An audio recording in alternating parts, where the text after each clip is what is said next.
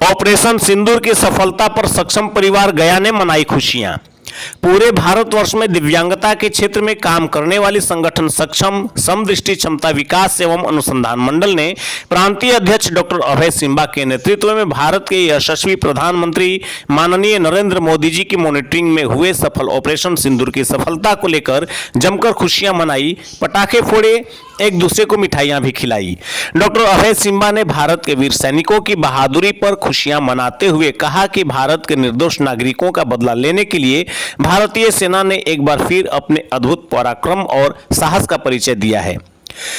मौके पर उपस्थित रफ्तार मीडिया के मगध प्रमंडल ब्यूरो चीफ प्रभात सिन्हा ने कहा कि पाकिस्तान समर्थित आतंकवादी संगठन पर किए गए इस निर्णायक हमले में सैकड़ों आतंकवादी मारे गए। वहीं भारत विकास परिषद के क्षेत्रीय सचिव सेवा अमृतेश कुमार ने कहा कि मारे गए आतंकवादियों से न केवल निर्दोष नागरिकों सहित पुलवामा सैनिकों की आत्मा की शांति मिली होगी, बल्कि पूरे देश में गर्व और उत्साह की लहर दौड़ गई है। सक्षम के गया जिला सचिव डॉक्टर रामानुज महाराज ने कहा कि यह हमला सिर्फ सैन्य कार्रवाई नहीं, बल्कि भारत की सुरक्षा और संप्रभुता के प्रति हमारी अटूट निष्ठा का प्रतीक है।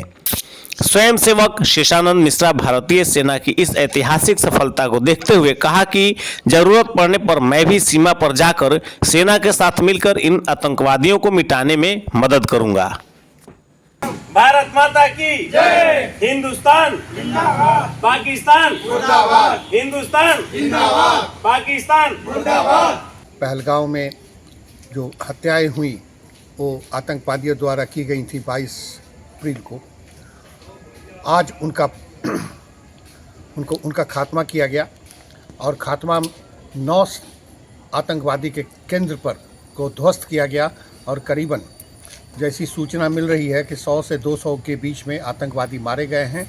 और उन जो आतंकवादी उसमें शामिल थे, जो हमारे पूर्व की घटनाएं हैं 26 से 11 और जो भी बॉम्बे की घटनाएं हुई थी, जिसमें जहाँ हमारे शिविरों पर, सैनिकों के शिविर पर जो आतंकवादियों द्वारा घटना दिया गया था, उनके द्वारा सारे केंद्रों को ध्वस्त कर दिया गया, मतलब हमारे सैनिकों ने ध्वस्त किया है।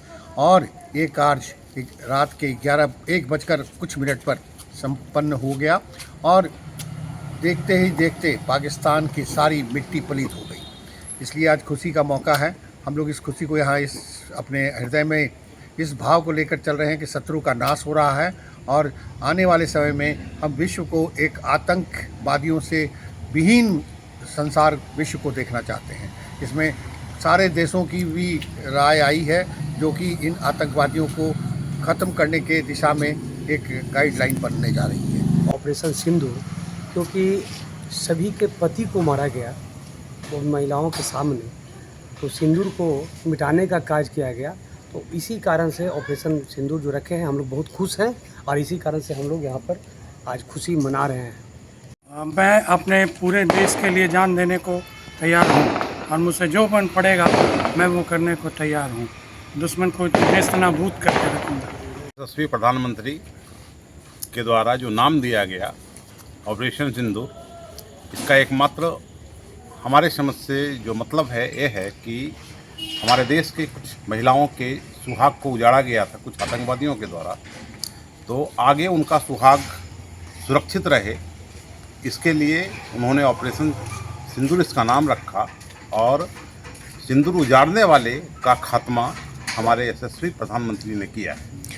तो क्या जब समय आपको मिलेगा, मौका मिलेगा, तो बॉर्डर पे इन आतंकवादियों को निपटाने के लिए आप जाएंगे? एकदम जाने के तैयार है। बिल्कुल। क्या आप जाएंगे सर? हाँ बिल्कुल, मैं भी जाऊंगा और साथ में मेरे जितने भी क्या कहते हैं युवा साथी हैं, सब लोग तैयार हैं। सिर्फ आदेश की प्रतीक्षा है और आदेश मिलते ही हम लोग बॉर्डर की ओर कूच कर जाएंगे। हम लोग सब एकजुट होकर आतंकवादियों का सफाया करेंगे।